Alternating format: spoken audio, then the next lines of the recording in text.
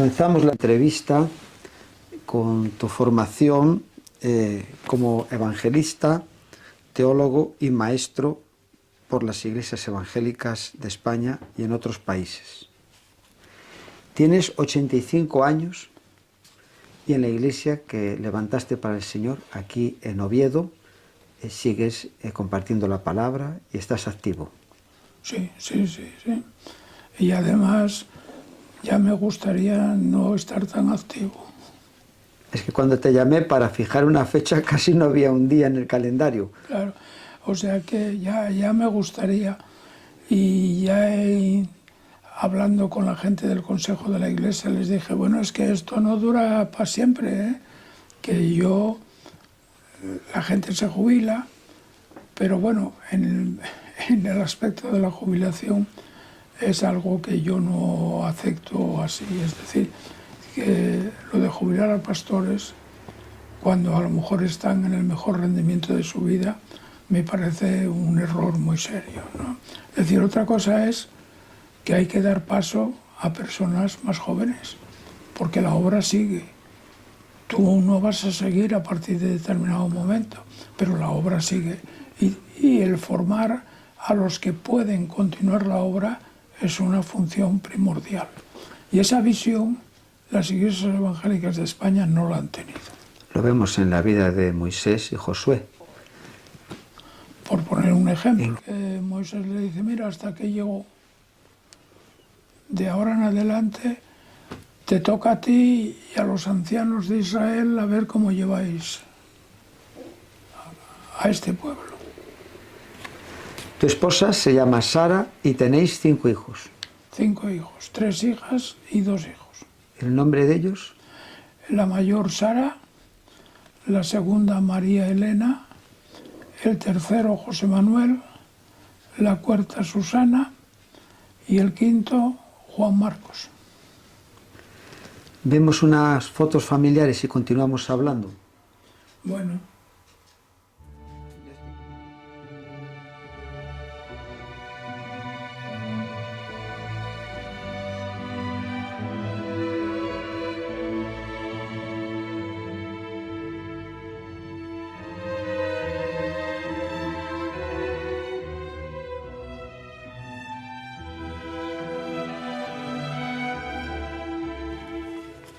Valladolid marcó una etapa en tu vida muy importante, porque allí te convertiste al Señor y a la casa que fuiste por medio de un conocido, la joven que te abrió la puerta es tu esposa Sara.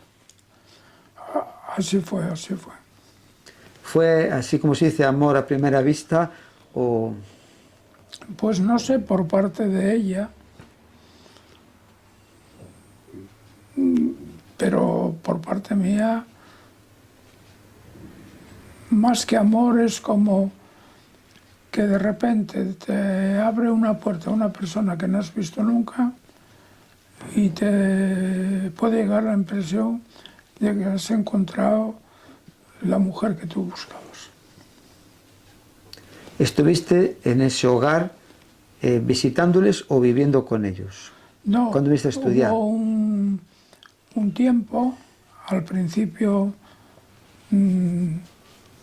cuando yo fui a estudiar el segundo curso de medicina a la Facultad de Medicina de Valladolid, que estuve viviendo en casa de ellos como un amigo de la familia, porque esa dirección de esa casa me la había dado alguien que era hermano de una nuera de los padres de mi mujer, que estaba casada con el hermano mayor. En la tienda que tenían mis padres en Mieres, pues venían representantes de cosas y no recuerdo exactamente qué representaba, pero representaba algo y venía con cierta frecuencia. Entonces, hablando un día de que iba a ir a estudiar a la universidad y tal, ¿y qué va a estudiar? Y mis padres le dijeron, no, medicina, va a estudiar medicina. Dice, ¿y a dónde va a ir? Dice, pues no lo sé, está con dudas si Santiago, sí, Salamanca. Gente de Asturias iba mucha a Santiago, a Salamanca y también a Valladolid. Y dice, ¿por qué no va a Valladolid? Que hay una facultad fenomenal, que funciona muy bien, que tiene gente de profesores muy acreditados y seguramente le puede ir bien. Y como no tenía ninguna dirección concreta, pues escogimos Valladolid. Y además yo tengo allí casi familiares, ¿no?, que puede llevar de entrada a la dirección y le enseña dónde están las cosas, la Facultad de Medicina, los colegios correspondientes que tenga que hacer gestiones, etc. Y así fue como yo salí de Asturias la primera vez de mi vida, fuera de Asturias, casi a los 22 años. Y fue a Valladolid que llegué en un tren de la Renfe que tardaba desde Oviedo a Valladolid unas horas que nunca pasaban del todo, era terrible aquello, que en Venta de Baños paraba igual 1 hora y pico y no se sabía por qué se paraba tanto, ¿no? Y un tren en que iba llenísimo de gente, era la época en que la gente se iba a Bélgica, a Suiza, y Alemania, entonces iban hasta con animales en el tren. Venía de Galicia, que se unía en León con el tren de Asturias, y tenías que ir en los pasillos y de pie a las 5 de la mañana. Como llegué a una hora tan intempestiva e inadecuada, dije, hombre, no voy a ir yo a llamar a ninguna casa a estas horas. Entonces empecé a dar vueltas, busqué la calle a la que tenía que ir, el número. A las 9 o sí, ya algún bar que había abierto, pues desayuné, y luego después, sobre las 10, me fui y ya dije, bueno, ahora ya me parece una hora que puede ser prudente el ir, ¿no? Y así fue, llamé y me abrió ella. Y la impresión que me dio fue muy fuerte. Sí, sí. Y en esa época yo tenía una novia de varios años. ¿En dónde estabas viviendo? Porque era la primera vez que salías fuera. En Asturias. Tenía una novia en Asturias de varios años. Pero Dios a veces prepara las cosas. Sí. Porque yo no dejé a esta novia asturiana de la cuenca del Nolon, precisamente. No la dejé porque conocía a Sara, sino que ella me dejó a mí sin saber que yo había conocido a nadie. O sea, que te vino Entonces, sin pensarlo. me liberó, pero sí que me hizo una impresión muy seria la que hoy es mi esposa. Cuando llegas allí, tú no sabes que son evangélicos. Sí. No sé que son evangélicos. A comer ya el primer día y me dice el padre de la familia, que era, dice, bueno, nosotros somos creyentes y damos gracias por los alimentos. Digo, pues muy bien. Y pienso para mí, ¿a dónde habré caído yo? Ahí está. Dice, esto pienso para mí, porque yo estaba muy quemado con la Iglesia Católica y muchas. ¿A dónde habré caído yo? No serán del Opus esta gente. Luego después lo que decían a la hora de dar gracias no me sonaba mucho al Opus, ¿no? Pero ya enseguida entendí, porque fueron sinceros conmigo, que nada tenían que ver con el Opus, sino todo lo contrario, ¿no? Y ahí en esa casa me regalaron el primer Nuevo Testamento que yo tuve, por el que había suspirado a lo largo de casi 22 años de mi vida, desde los 12 años hasta que lo tuve a los 22 años. Me pasé deseando tener un Nuevo Testamento, una Biblia, cuando en España estaba prohibido el Nuevo Testamento, la Biblia por descontado, ¿no? Y no se podía conseguir en ninguna parte. Se comentaba que los protestantes leían la Biblia, pero los protestantes para mí eran personas lejanísimas, extrañas, que no sabía de ellos absolutamente nada, ¿no?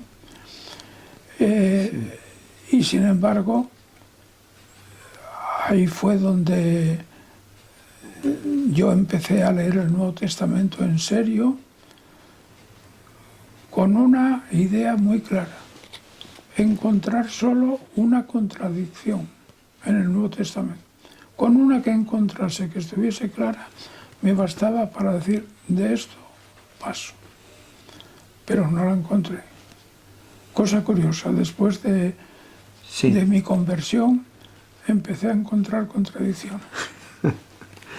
Contradicciones aparentes, que el Señor me fue ayudando a resolverlas, porque yo, una vez que tuve la experiencia de mi conversión, que fue levantarme una mañana, ¿no? Sí. Y sentir que yo era creyente.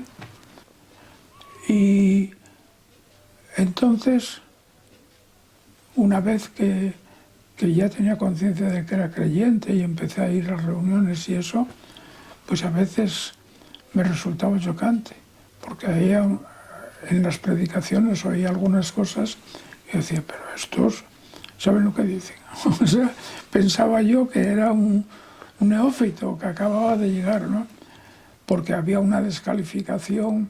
Bueno, lo de las vírgenes lo entendía, pero que se descalificase despiadadamente a la ciencia, ¿no?, por parte de personas que ni eran científicos ni tenían niveles culturales estimables, bueno, esto no.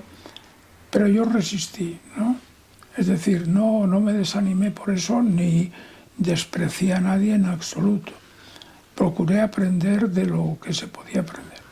Porque de vez en cuando aparecía un hombre de Dios que fue muy importante en su época en la historia del Evangelio en España, especialmente en el campo de las asambleas, que se llamaba Mariano San León. Y cuando este hombre venía, que había estudiado, era maestro, fue maestro con la República, pues con él hablábamos. Y con él me entendía fenomenal. Y sus predicaciones, cuando la gente se dormía la gente, a mí me encantaba, porque sabía lo que decía, sabía decirlo, ¿no? Y les dijo algo a los jóvenes de la iglesia que me lo contaron muchísimos años después. Fue como si tuvo una visión de lo que yo podía hacer en la vida. Cuando les hizo eso, todavía yo no tenía conciencia de que era creyente. Sí. Estaba como a punto de tenerla. Y leyendo el Nuevo Testamento, una mañana me desperté y lo tenía claro. Mi duda fundamental no era si Dios existía o no existía, porque yo desde niño, de bastante niño, la idea de Dios como creador y todo eso me la había inculcado sobre todo mi abuela, la madre de mi madre. Sí. Y luego me enteré después de mucho tiempo que mi abuelo, en la época de los colportores, debió de comprar una Biblia porque muchos años después apareció en un arcón de estos de las aldeas la Biblia carcomida por los ratones, ¿no? Y él que era muy católico, decían, había dejado de ir a misa, ¿no? Sí. Y él, cuando se murió, consideraban que era la persona más cristiana de todos aquellos pueblos, aunque había dejado de ir a la iglesia, porque debía de hablar con los paisanos amigos y todo de lo que leía en la Biblia, ¿no? Cuando mencionas colportores... Colportores que iban por los pueblos llevando Biblias, las vendían, que prácticamente casi las regalaban, ¿no? ¿Pero eran cristianos? Eran creyentes. Ah, vale, es que he oído esa palabra varias veces. Sí, eran creyentes. Un pastor que yo conocí, traté mucho tiempo de la iglesia de Marín, don Isaac Campelo, sí, que fue pastor muchos años de la iglesia de Marín, sí, fue uno de los comportores, digamos, más cercanos en el siglo XX en España, que le pasaron cosas parecidas a las que me pasó a mí en el mismo pueblo que me pasó a mí. Separados, que él podía ser mi abuelo, ¿no? ¿Cuándo supiste que Sara era la persona que Dios tenía para tu vida? Pues los sentimientos fueron creciendo, fueron naciendo, fueron desarrollándose. Entonces, un día la dije lo que no lo había dicho nunca. Y entonces me encontré con que no era tan indiferente ella a mi persona como yo podía suponer. Pero ella tenía un novio. Y no sé qué pasó, pero se rompió ese noviazgo. Luego después, cuando se descubrió que estábamos enamorados, que los hermanos, las hermanas... Bueno, las hermanas lo tomaron muy bien. Los hermanos decían, ya, claro, esto ya no se explica lo de fulano, ¿no? O sea, como decir, ya no se explica por qué dejaste a fulano. Porque estando yo todavía en la casa, un día vino el chico que vivía en otra ciudad de Castilla y estuvo hablando con la familia y era un creyente, además activo en la obra. Y sin embargo, esa fue una decisión que tomó ella, pero sin que yo influyese para nada. Yo, cuando la dije lo que creía que tenía que decirla, ya había un poco de tiempo que habían... Pero yo había quedado libre de la persona que había salido con ella durante algunos años, ¿no? Porque ella me dejó a mí. Sí. Y luego después ella quedó libre porque ya no tenía el novio. Eran novios que se veían una vez al año, sí, y eso, sí, una vez al año, dos. Hoy es otra connotación muy diferente. Sí. Entonces, a partir de ese momento, pues yo ya viví fuera de esa casa, ¿no?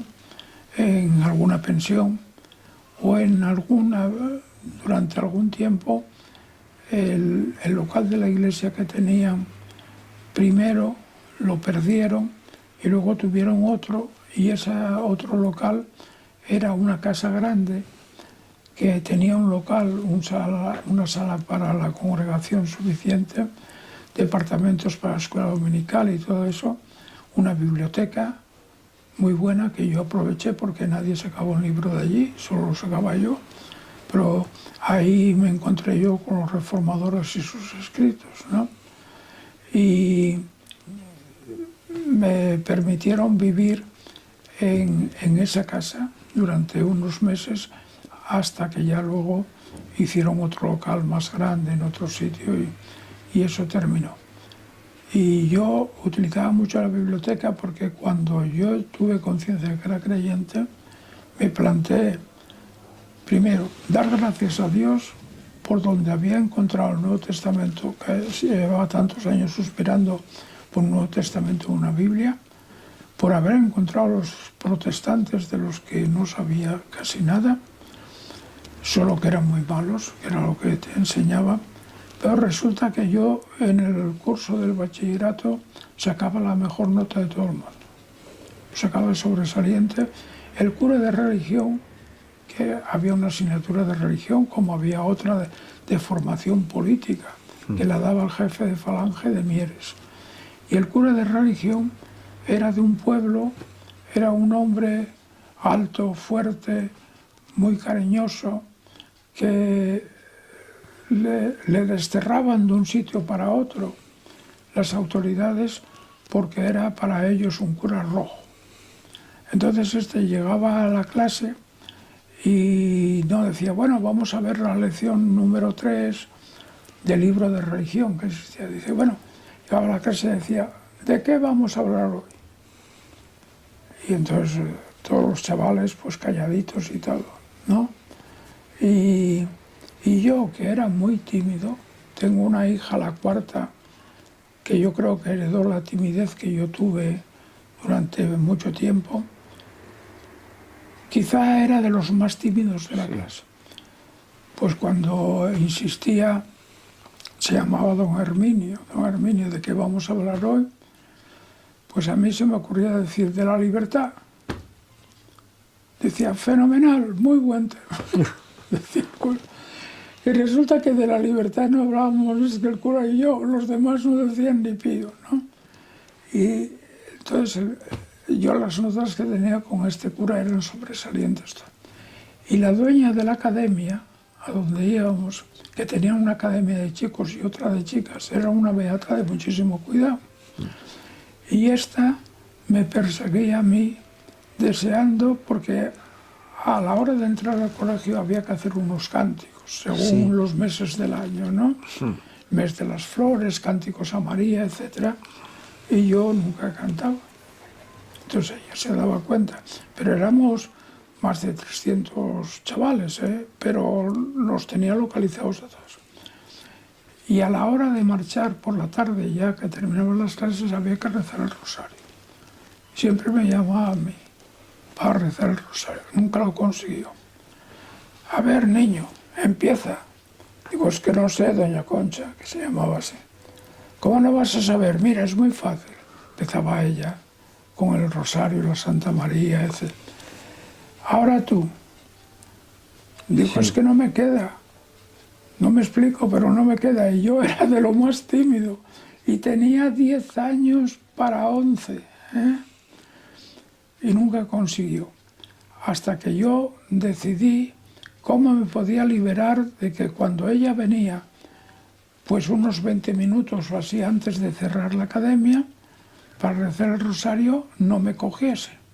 Entonces había una planta baja donde estaba el salón de estudios, donde estábamos todos, cantidad, cientos de chavales, y luego después había arriba una planta que estaban las clases, donde se daba matemáticas, geografía, lo que fuese.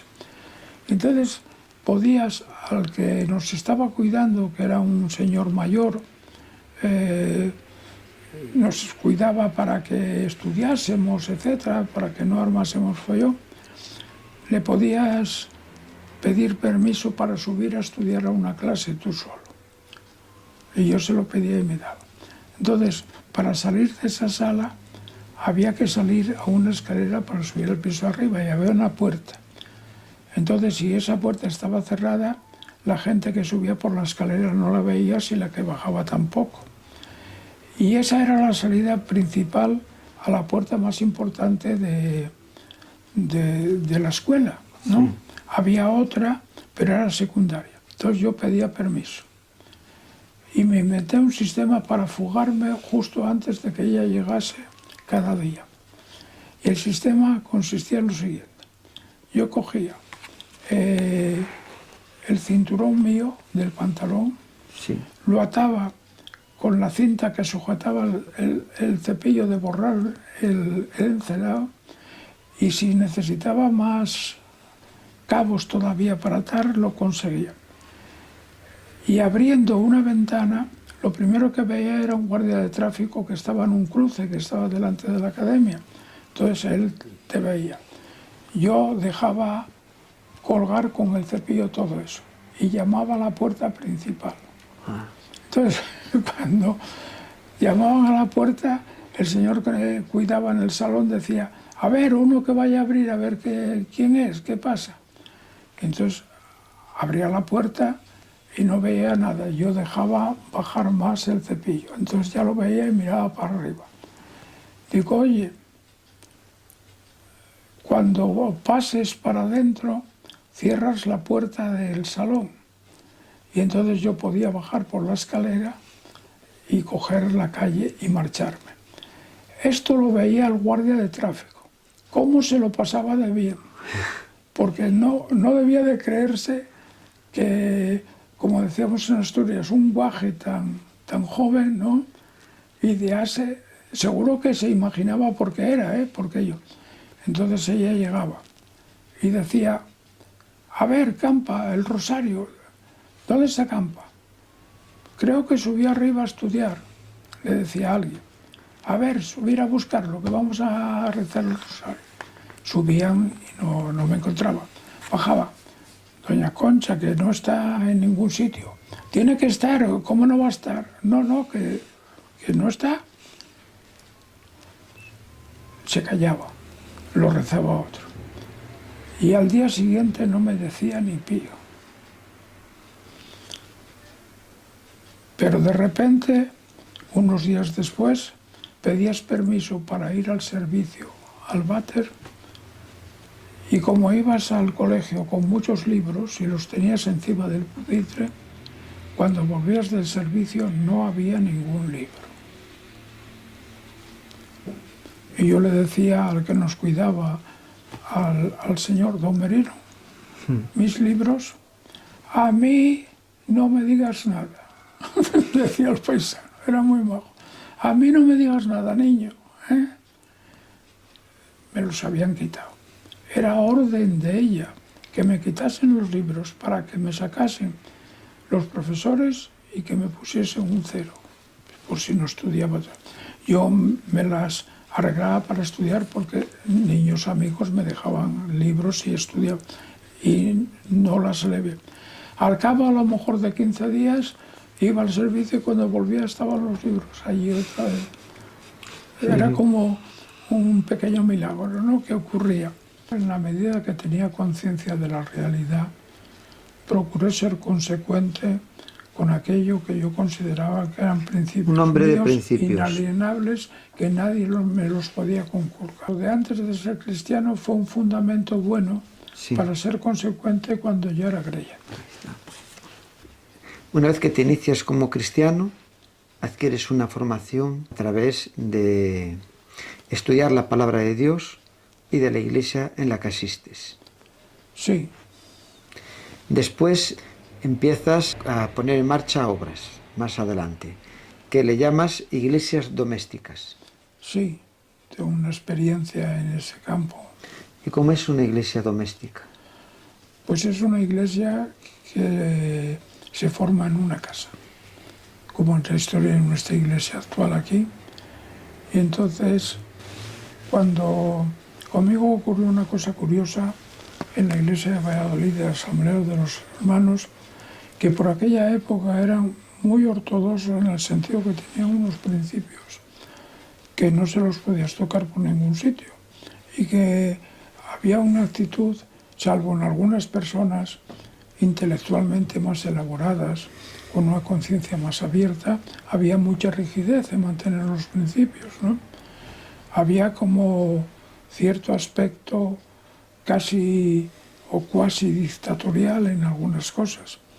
Entonces yo me planteé que había conocido el Evangelio en unos medios, hacer un repaso de las denominaciones, de lo que creían y de lo que predicaban, etc., para ver si el medio donde yo me había encontrado con el Evangelio, qué medio era, qué relación tenía con los demás, porque si había un medio que me pareciese mejor, probablemente estaré dispuesto a tener contacto con ese medio o a militar en ese medio. El caso es que de todo ese estudio que hice no encontré ninguno mejor.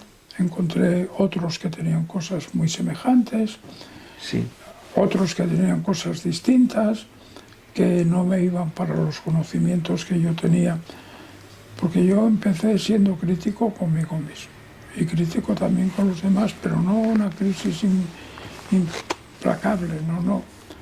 Es decir, yo admitía que había que escuchar al otro y había que oír sus razones y sus principios, ¿no? Y no imponer tu pensamiento. Total, que me quedé conforme en las asambleas de los hermanos hasta que llegó un momento que di un paso más adelante y dije, bueno, yo tendré comunión con todas las iglesias que quieran tenerla conmigo, sí, que yo no vea problema de conciencia mío para tenerla y ellos no lo vean para tenerla conmigo. Y entonces eso me llevó a tener comunión con todas las denominaciones en España, incluso algunas muy extremistas con principios que yo ni compartía ni comparto, ¿no? Pero que respeto, y que respeto profundamente y siempre lo he hecho, ¿no? Porque creo que cuando falta el respeto al otro, entonces las cosas empiezan a ir muy mal, muy mal. Y decir que un cristiano no puede ser dogmático, ni cada creyente convertirse en una especie de referencia que todo lo que digan los demás no tiene ningún valor, ¿no? Las iglesias domésticas empezó con un creyente que vivía en Gijón y que había decidido que se iba a dedicar a la obra totalmente. Una persona muy cualificada, muy culta, muy inteligente, con conocimientos bíblicos serios. Hicimos una amistad muy entrañable y estuvo como obrero dentro de las asambleas durante años. Luego después su vida cambió y hoy vive todavía, pero fuimos mucha amistad. Y un día me llama por teléfono a Mieres cuando yo venía en vacaciones o en cosas y me dice que va a venir a Mieres, que tenemos que ir a una casa, que hay una persona que parece que se ha convertido, que es creyente y que escuchando una radio evangélica que llegaba la voz desde Montecarlo o algo así, ¿no? Por un creyente muy entregado también, escuchando por la radio los mensajes, que había pedido si había más personas que eran creyentes y dónde conocerlas y relacionarse. Íbamos a ir a verle. Y fuimos, era en Mieres, además, era donde yo vivía con mis padres. Fuimos a verle y conocí a una familia muy joven, un matrimonio joven que tenía un montón de hijos pequeños, luego tuvieron incluso más, y entonces ofrecieron la casa para empezar a tener reuniones. Sí. Pero anterior a eso, en Valladolid yo ya tenía una experiencia de tener reuniones en las casas. Un hermano de mi mujer, muy buena persona. Hicimos mucha amistad porque eran gente joven, aunque algunos eran mayores que yo, pero hicimos mucha amistad, había muy buen... Entonces, este que me había llamado para la persona que se había convertido en Mieres, anteriormente me había llamado otro día para decirme tenemos que ir a Villalpando. Sí. En moto. Subí una vez con él en la moto en la vida y no volví a subir nunca más, porque fue una cosa terrible. Sí. Salimos de Mieres casi anocheciendo. Llegamos a Villalpando a las 2 de la mañana y en una casa había una señora creyente, el marido no era creyente pero era simpatizante, y esa señora estaba esperándonos en su casa en Villalpando, que era un pueblo importante, entonces sobre todo desde el punto de vista religioso tenía categoría de cosas que solo se consiguen para los católicos yendo a Roma, de sus vírgenes y de sus cosas, esperándonos con la casa llena de gente a las 2 de la mañana, después de un recorrido por esas carreteras que entonces no había autovías ni autopistas ni nada, ¿no? Peligrosísimo, con cantidad de baches. Iba lanzado porque íbamos tarde ya, ¿no? Y dentro de la gente que estaba esperando había unos cuantos seminaristas que estaban casi terminando ya lo del sacerdocio católico, seminaristas de Valladolid. Y bueno, pues allí tuvimos una reunión a esas horas de la mañana con la impresión como que habíamos retrocedido al siglo XVI, pero impresión real, porque las cosas que decían los seminaristas eran típicas del siglo XVI, del catolicismo de esa época. Tuvimos paciencia, duró horas la reunión hasta que la gente se fue. Entonces, a partir de ese día, como había gente interesada, había incluso una chica inválida que fue de las primeras que se convirtió. Pues, ¿qué ocurría? Que en Valladolid, este hermano mayor de mi mujer, que se llama Jesús, tenía un coche muy humilde, que era un Valilla, que además el suelo del coche estaba roto y entraba un frío en el invierno y unas cosas que teníamos que llevar como una malta para las piernas.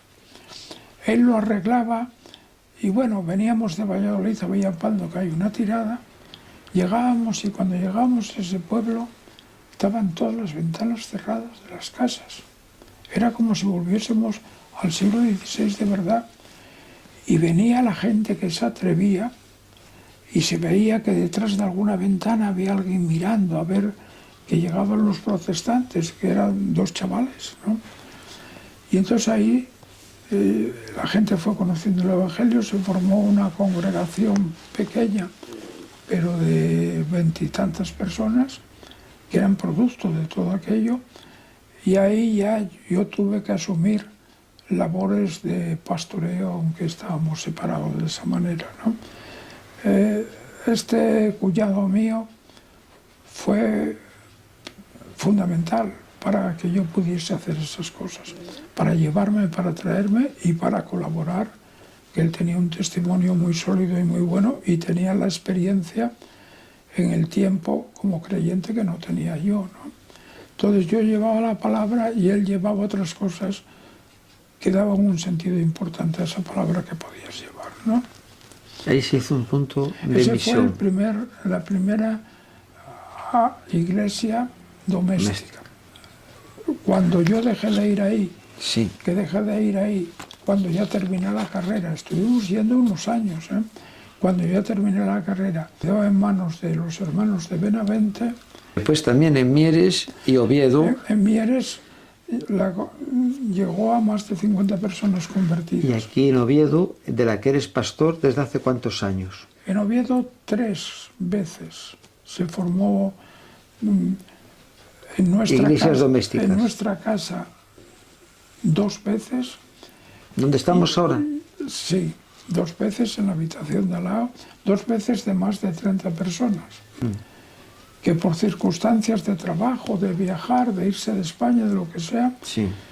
se formaba al mismo tiempo que teníamos estas reuniones aquí y se iba convirtiendo la gente, colaboraba mucho en el estudio bíblico y en la predicación que llamaban entonces del Evangelio, que el estudio bíblico, si no es predicación del Evangelio, que me digan qué es, ¿no? Con la iglesia de los hermanos de Gijón y la iglesia de los hermanos de Avilés. Y cuando yo no estaba, venía alguno de ellos a tener las reuniones aquí, pero aquí en 2 etapas distintas. Y anteriormente en esa casa de más de 50 personas, Sí. que se empezó a hacer un local que iba a ser para nosotros y no se pudo llevar a cabo, y entonces eso se desmanteló. Y luego la última que se formó aquí en nuestra casa, éramos 20 y tantas personas, pues fue cuando ya la gente ya no cabía aquí porque venían más de los 20 y tantos. Había además la denuncia de un vecino que es un carca de estos, Sí. del catolicismo medieval, ¿no? Medieval. Y no tenía ninguna razón, pero no queríamos problemas, porque los demás vecinos decían, si no molestan a nadie. Según él, aquí había una secta que se reunía, bueno. Entonces buscamos un local que nos favoreció el Señor de manera inmediata, porque fue empezar a buscarlo y antes del mes ya lo teníamos, como un ofrecimiento de un jefe de uno de los creyentes que nos reuníamos aquí, sin estrenar, al lado de la catedral, detrás, al lado de la casa del arzobispo. Que es ahora donde está la iglesia.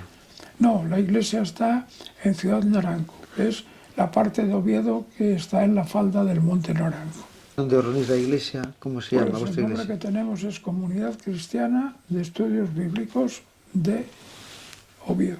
Que ahí está tu hija Sara, y hay más hijos también, ¿no? Ahí está mi hija, todos mis hijos, porque el que vive en León, pues viene con su esposa y con los hijos con mucha frecuencia.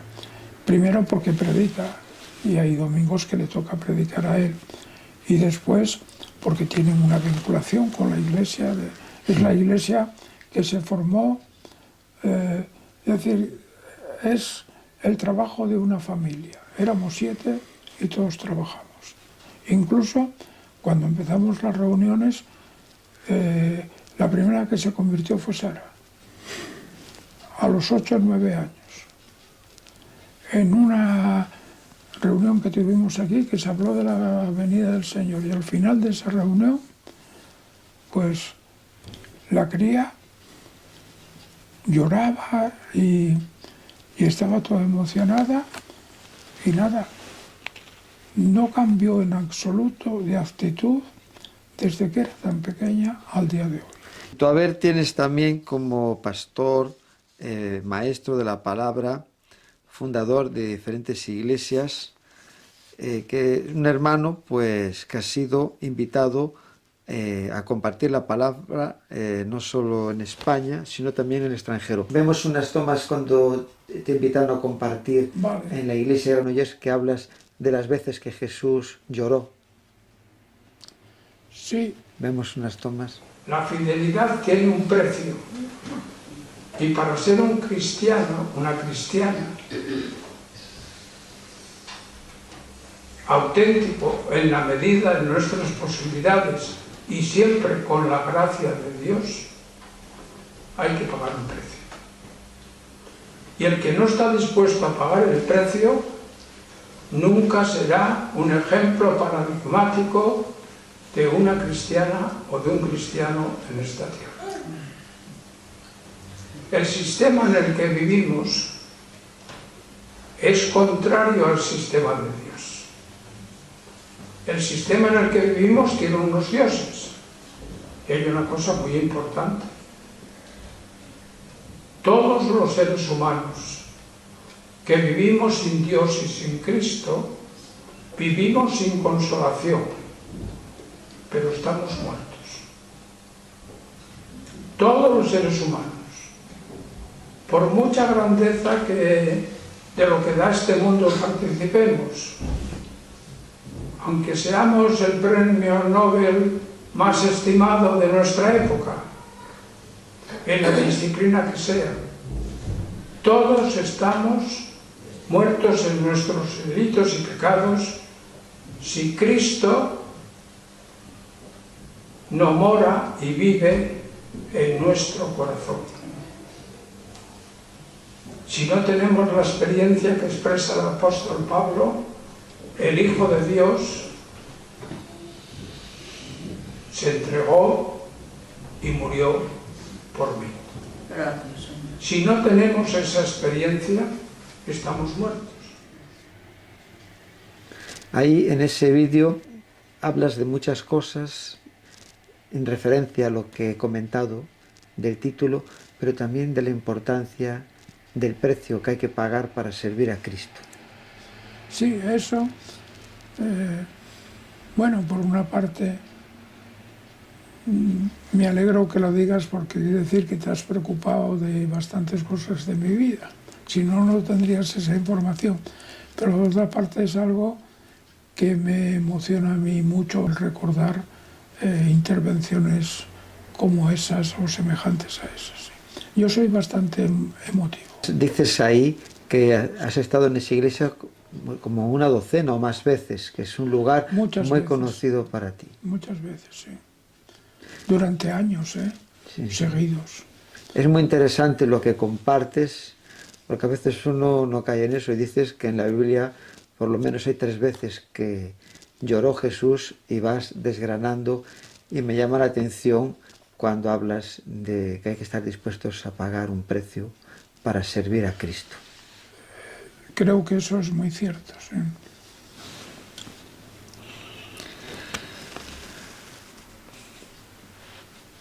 También tienes una experiencia muy buena que lo comentamos en la primera parte del vídeo, que en España te invitaron a compartir a una reunión de líderes a nivel nacional de la Iglesia Filadelfia. Sí. Un seminario que duró varios días, ¿no? Fueron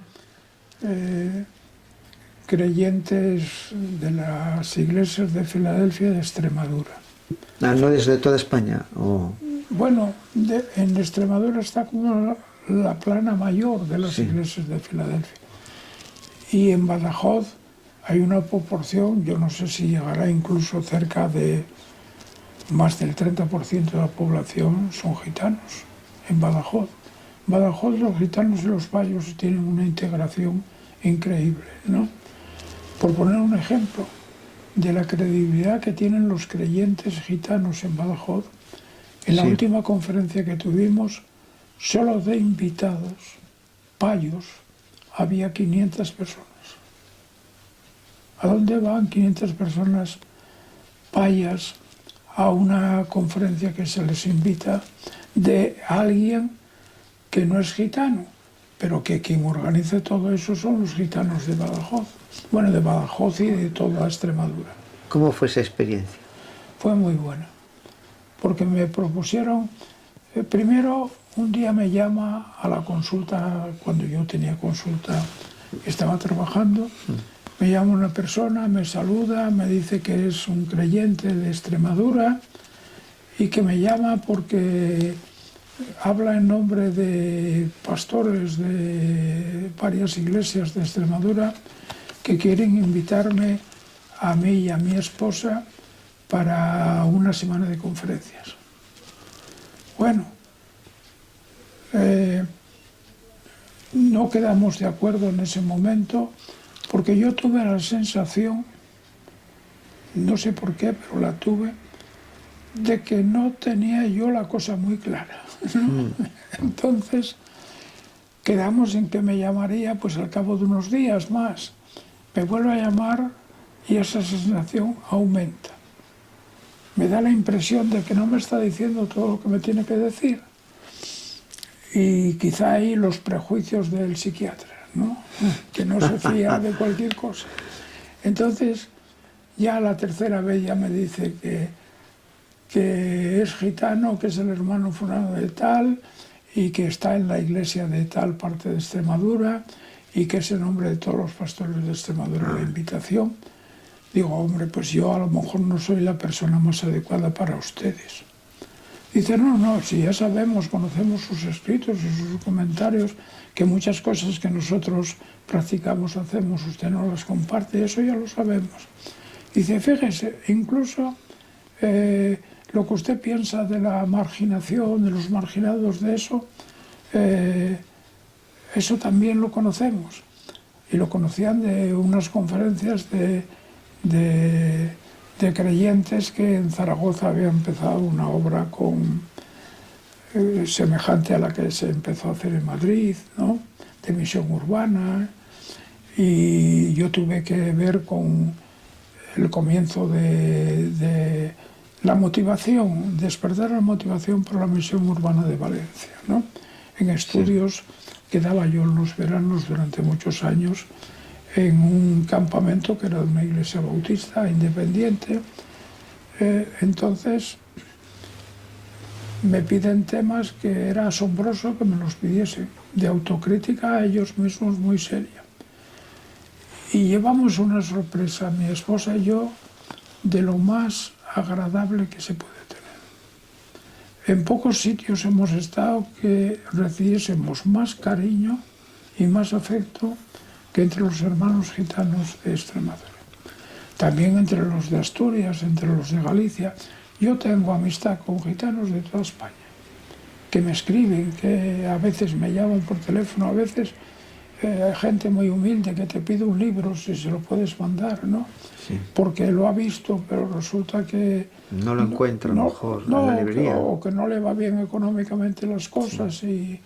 y el hombre, pues bueno, aprovechando internet, pues te lo pide. Entonces, los temas eran complicadísimos, pero allí descubrimos que resulta que encuentras a gitanos que estaban a niveles políticos muy importantes.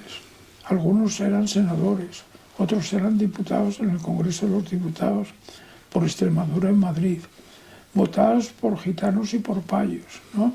Y otros eran los gitanos de los mercadillos de siempre.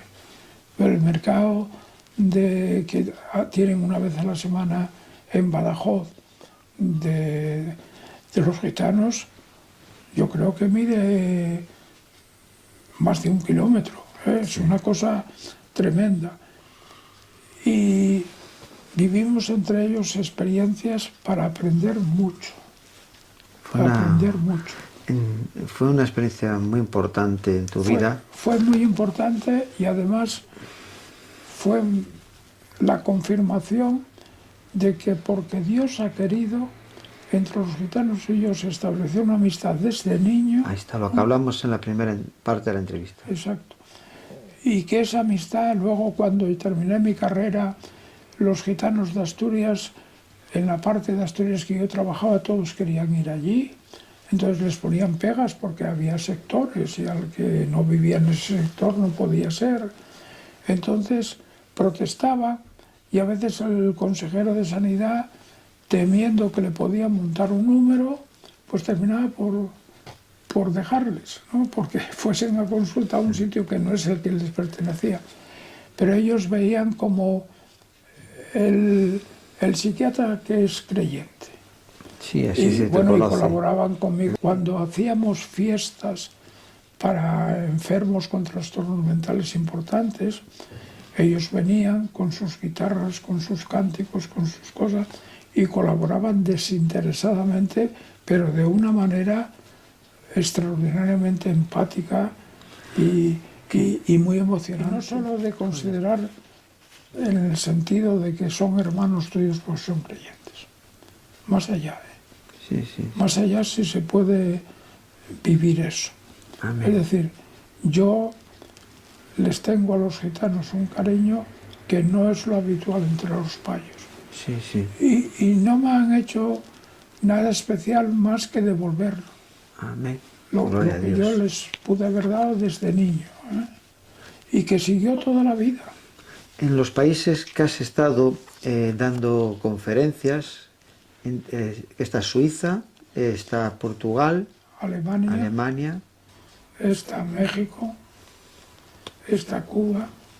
Tuve una invitación muy importante que no pude cumplir de Argentina y tuve una invitación de Chile para un mes entero, recorriendo Chile entero, dando conferencias en iglesias, en seminarios, para pastores, para la gente en general. He estado viendo en tu página web, que es José Manuel González Campa, los estudios extraordinarios que haces y sobre todo de Daniel. Comencé el otro día a ver y la verdad que me ha gustado mucho. A los dispensacionalistas, a los hermanos dispensacionalistas o hermanas, no les gustan mis comentarios escatológicos, Pues, pero yo los respeto mucho. Lo que he visto hasta ahora, estoy empezando, me ha parecido muy bien cómo presentas ese Yo estudio. lo respeto mucho. Muy Esto de que no interesante se- y muy bien trabajado y Esto de y que no se con puede entender conocimiento. Apocalipsis sin Daniel, no se puede entender Daniel con Apocalipsis, yo no lo firmo, ¿eh? Creo que se puede entender a Daniel perfectamente y Apocalipsis es otra historia, porque cuando nos metemos en imágenes, en figuras, ya no estamos hablando en el sentido que Daniel habla, por ejemplo. Ya estamos... Es inevitable las elucubraciones, el que pienses esto significa no sé qué. Una cosa es lo que pensamos que es respetable, siempre hay que respetar a quien con buena voluntad y con esfuerzo y con sus conocimientos intenta sacar lo mejor de la escritura, pero una cosa es respetar y otra cosa es alinearse en esa dirección y dejar un poco lo que yo te decía, aunque era en otro contexto, esperar a que el silencio de Dios lo rompa. Pero hay cosas que hay que ser comedidos. Es decir, el Señor va a venir, pero antes de que venga, y la Escritura lo deja claro, tienen que ocurrir algunas cosas que algunas están ocurriendo y otras todavía no han ocurrido. Y mientras que no se cumpla plenamente la gran apostasía, por decirlo de una manera, y estoy pensando en 2 Tesalonicenses, el capítulo 2, mientras que no se cumpla la gran apostasía y no aparezca el hombre de pecado, el hijo de perdición, el Señor no vendrá. He visto también en la página que se puede acceder a tus libros para leerlos. Sí, sí. Que los tienes ahí, gratuitamente. ¿no? Se pueden descargar todos. Pues es muy importante. Todo se puede descargar de mi página gratuitamente. Por eso, cuando antes comentabas de que te llaman por el libro y todo, pues desde aquí también podemos animar a los hermanos a que los libros, que una pequeña muestra que tenemos aquí, los tienen ahí y, como dices, gratuitamente.